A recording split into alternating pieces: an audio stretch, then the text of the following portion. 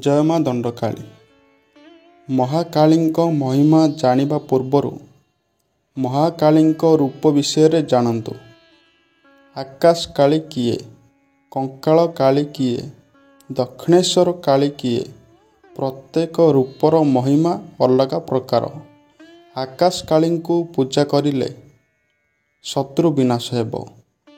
କଙ୍କାଳ କାଳୀଙ୍କୁ ପୂଜା କରିଲେ ପାତାଳ ଲୋକ ଜ୍ଞାନ ମିଳିବ। ଦକ୍ଷିଣେଶ୍ୱର କାଳୀଙ୍କୁ ପୂଜା କରିଲେ ଜ୍ଞାନ ମିଳିବ।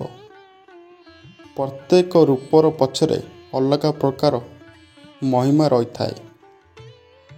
ଚାଲନ୍ତୁ ଏବେ ଆପଣଙ୍କୁ ଜଣେଇବି, ମା ଦଣ୍ଡକାଳୀଙ୍କୁ ଯଦି ଆପଣ ଦୁଆରେ ରଖି ପୂଜା କରନ୍ତି, ଦୁଆର ପୂଜା କରନ୍ତି, କ'ଣ କରିଲେ ଆପଣଙ୍କର ମାନସିକ ସଠିକ୍ ଭାବରେ ପୂର୍ଣ୍ଣ ହେବ। ଏହି ବର୍ଷ ବହୁତ ଶୁଭ। ଯାହାର ଯାହା ଅସୁବିଧା ଅଛି, ମା ଦଣ୍ଡକାଳୀଙ୍କ ଦୟାରେ ସମସ୍ତଙ୍କ ମନସ୍କାମନା ପୂର୍ଣ୍ଣ ହେବ। ଏହି ବର୍ଷ ମା ଦଣ୍ଡକାଳୀ ମମତାମୟୀ ରୂପରେ ସମସ୍ତଙ୍କ ଜୀବନରେ ଖୁସି ଆଣିଦେବେ। ଯେଉଁମାନେ ମା ଦଣ୍ଡକାଳୀଙ୍କ ଉପରେ ଭରସା ବିଶ୍ୱାସ ଦୀର୍ଘ ବର୍ଷ ଧରି ରଖି ଆସିଛନ୍ତି, ମା ପଣତ କାନିରେ ଘଣ୍ଟ ଘୋଡ଼େଇ ରଖିବେ।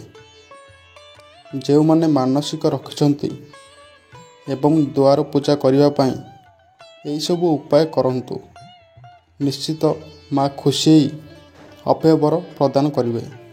ମାଙ୍କୁ ପୂଜା କରିବା ପୂର୍ବରୁ ଏହି ଉପାୟ କରନ୍ତୁ, ମନସ୍କାମନା ପୂର୍ଣ୍ଣ ହେବ।